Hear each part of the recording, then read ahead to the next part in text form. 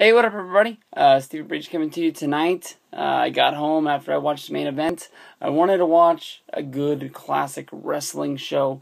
I made a review last week about watching SummerSlam 1992. Horrible show. Went 1 year later and watched SummerSlam 1993. Honestly, this was an awesome, real fun show. I liked almost every match that was on there. There was one match that wasn't that great, but it was sort of fun, and there was another match that was just, there was two matches that were sort of pointless. But all in all, I mean, I'd highly recommend this show. I can tell you a good, long backstory. I don't want to take up a whole lot of my review talking about this, but honestly, SummerSlam 1993 was the first time that my dad ever let me order a pay-per-view. I was watching it live for the first time, instead of having to wait till the tape came into Blockbuster and watch it. And by the time that you would watch a pay-per-view on tape that it was released in Blockbuster, you'd already pretty much known the outcome to all the championship matches, because they would be involved in angles and stuff like that. And every once in a while they would have some sort of throw-on match, and you wouldn't know what happened because it really didn't build up in anything. So those would be a little bit of a surprise, but it's hard to tell. It's hard not to know who won, the championship matches. So, I asked the dad. This was August 30th. I think this is a tie-in of a whole bunch of things. Whether if it was my birthday, was that it was 2 weeks earlier. It was my first day of school. I remember I started 7th grade this day, August 30th, 1993. My school was honestly right across the street from my house.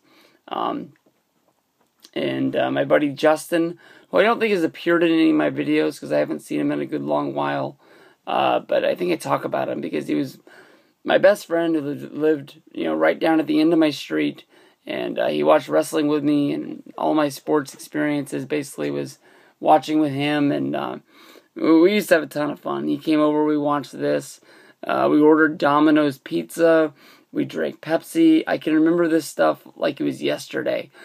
It was awesome. It was a fun day. This was a good card. Working your way down the card, first match right off the top was Razor Ramon versus Ted DiBiase. This was all based around that Razor Ramon lost to the 1-2-3 Kid on Monday Night Raw. And honestly, two matches on this show are based off that one match that everybody remembers.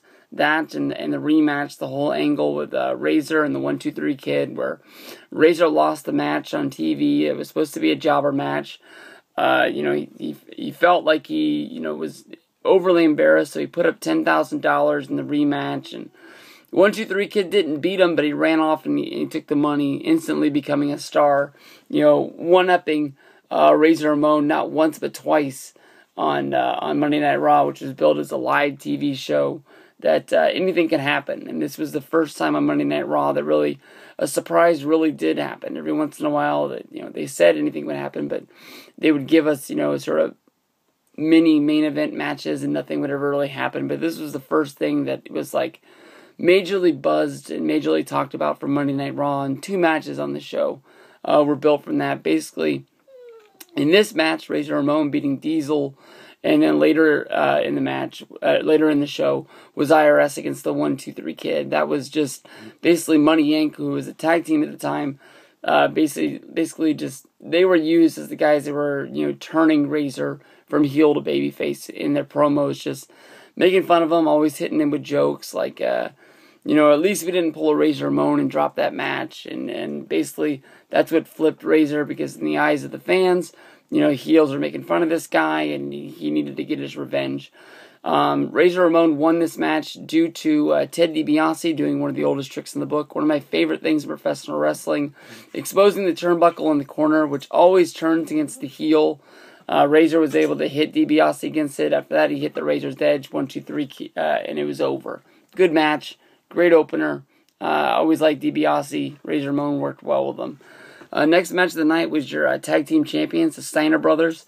This event was held in Auburn Hills, Michigan. The Steiner brothers, both big stars at the University of Michigan, came out to a huge, overwhelming response. Their family was sitting in the front row. I believe it was the mom and the sister. The sister in 1993 would be considered a pretty good looking babe. Pretty good looking. The big hair, lots of makeup. I was liking what I was seeing. They faced the Heavenly Bodies, managed by Jim Cornette. This is Tom Pritchard and Jimmy Del Rey. I really liked this match. Good tag team action. Highly recommend you checking this out. From there we went to Shawn Michaels with the Bodyguard Diesel. Good old Kevin Nash. He had a match against Mr. Perfect. I was really anticipating this match. It was a singles match for the Intercontinental Championship. This time Michaels was really owning that belt. Mr. Perfect, who I consider one of the greatest Intercontinental Champions of all time. It's debatable on who a lot of people think is the best. If it was Macho Man, Mr. Perfect, maybe Shawn Michaels could be even put in there. The Macho Man, Honky Tonk Man.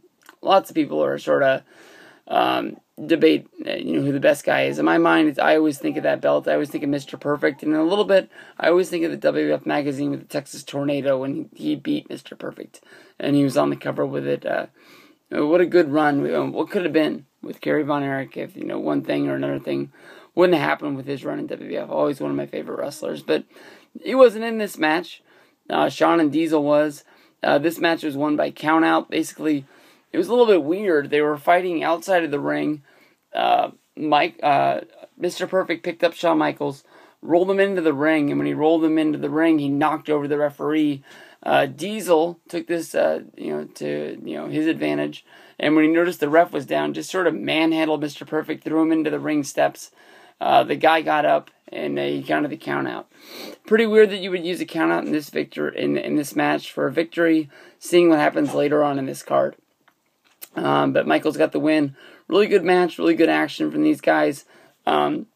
Honestly, when I always think about WrestleMania 9, you have the big encounter between Shawn Michaels and Mr. Perfect, but I always forget about this match for some reason, and this was a little bit of a payoff for me because I've always seen them do the backstage angle where they beat the crap out of each other through the backstage area of WrestleMania 9, and now I finally got to see this is where they paid it off. Next match was IRS against 1-2-3 Kid. 1-2-3 Kid got very little offense. It was pretty much a job match, and IRS picked up the win. Not that fun here.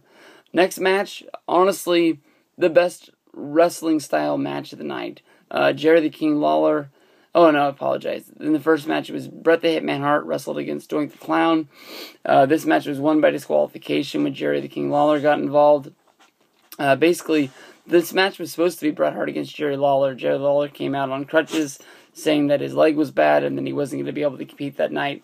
So they elected, so the fans wouldn't, go home unhappy that Bret Hart would wrestle Doink the Clown.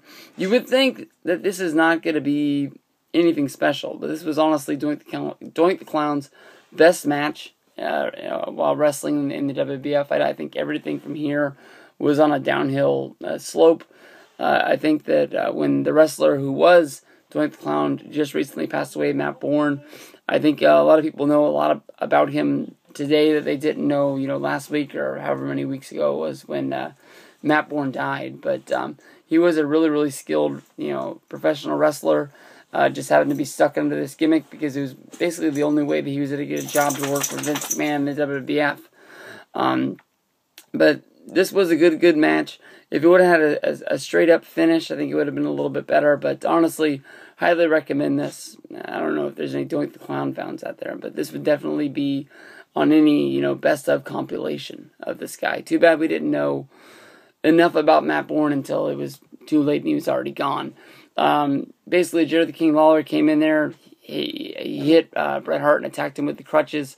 Then he tried to take off, and then basically they stepped in and said, "Hey, looks like you're not hurt at all, Jerry. Get back in the ring. You're going to have to wrestle Bret Hart." This is when Bret finally gets his hands on Jerry the King Lawler, who had been heckling him and his family, making fun of Martha and, what's his dad's name? Stu. Just ridiculing him for this, that, and the other. And Bret took it to town on this guy, and he just beat the hell out of Lawler, put him in the sharpshooter. When he had the sharpshooter locked in, he got the win. Jerry the King Lawler tapped out, but because Bret had so much anger up against Jerry the King Lawler, he just held it in, and That was the end of the match. It was over, but basically the refs called for disqualification because he wouldn't let go of the hold. Pretty historic moment, Bret the Hitman Hart history. I think everybody's seen this. It's not like he turned heel this night or anything like that. He just wanted to kill Jerry Lawler, and this was the one way he could do it.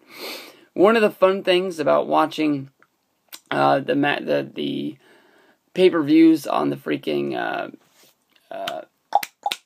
anthology set. This was on disc 2. I apologize. This is on set 2. Disc 1, I apologize. It's 3:02 in the morning right now.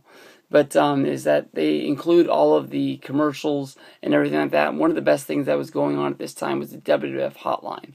I never had a chance to get this, but they ran 3 different commercials for it. One was in the middle of the show, hyping you to call at the end of the show.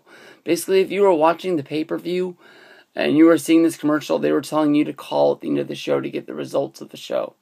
You're watching the show. You bought it. You know who's going to win because you're watching it. You don't need to call a 1-800 number. But one of the other gimmicks that they always used to do is they used to be able to talk to the wrestlers. I don't know how often they used to do this.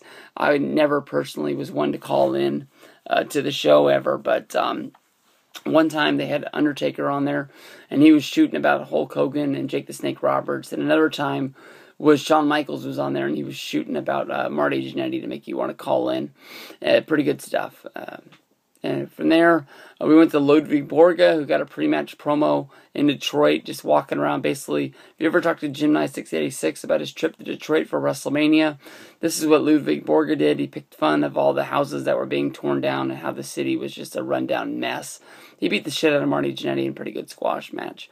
The Undertaker, he beat Giant Gonzalez in a Rest in Peace match. I watched this match. I still don't know what a Rest in Peace match is. But basically, he beat the Giant Gonzalez in his last WWF match, and he got his urn back. Next, after that, was Tatanka and the Smoking Guns. Always a good tag team when you see the Cowboys and Indians going up against Bam Bam and the Head Shrinkers.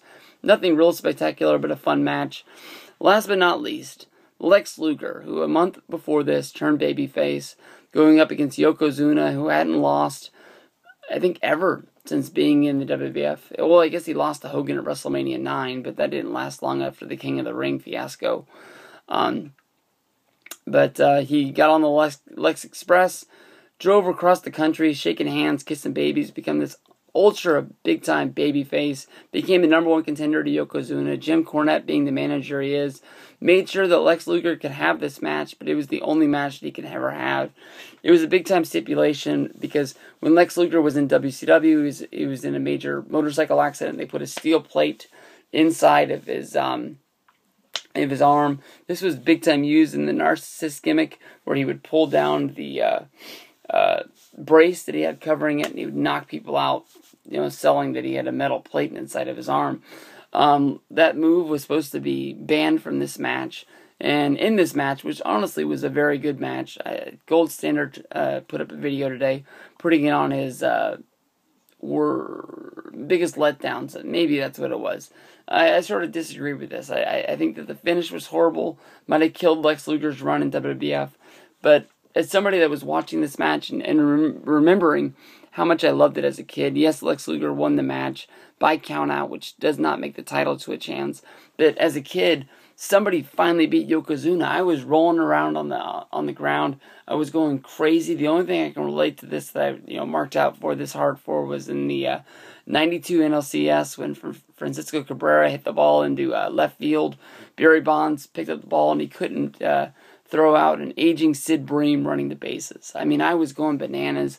Of course, this match sets up the Royal Rumble with Bret Hart and Lex Luger winning, going to WrestleMania 10 and setting up the mini tournament with Luger, winning the Royal Rumble, which guaranteed him another shot at Yokozuna, even though Jim Cornette tried to get the whole thing thrown out. I believe in one of the matches, Perfect is the referee who turns heel, and in another one of the matches is Roddy Piper, but I can't remember which one is which. But that's another day, for a WrestleMania 10 review. All in all, SummerSlam 1993. As of right now, watch SummerSlam 1991 first, which is, I think, one of the best all-time pay-per-views of all time. Then pop in SummerSlam 1993 if you have time before the SummerSlam pay-per-view. I always like to go back and watch the old ones to get me hyped up for the new ones. But SummerSlam 1993, good stuff.